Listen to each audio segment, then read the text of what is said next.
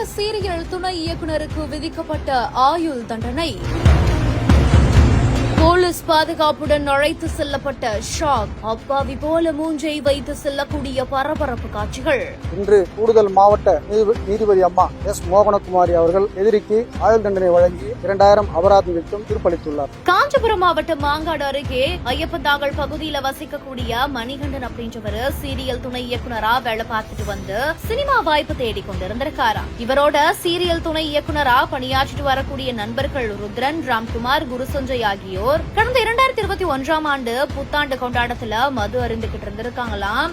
அப்போ அவங்களுக்குள்ள ஏதோ ஒரு வாக்குவாதம் ஏற்பட்டு அந்த ஒரு வாக்குவாதம் கைகலப்பா மாறி மாறி அடிச்சிருந்திருக்காங்களாம். இந்த ஒரு சம்பவத்தினால மணிகண்டன் ருத்ரன் மார்பு பகுதியில கத்தி எடுத்து குத்துனதுனால ருத்ரன் இறந்த நிலையில இந்த ஒரு வழக்கு மாங்காடு போலீசார் வழக்கு பதிவு செய்து கூடுதல் காஞ்சிபுரம் மாவட்ட அமர்வு நீதிமன்றத்துல இந்த ஒரு விசாரணை முடிவுல குற்றவாளி மணிகண்டனுக்கு 2000 ரூபாய் அபராதமும் ஆயுள் தண்டனையும் விதிச்சு நீதிபதி உத்தரவிட்டிருக்காங்க.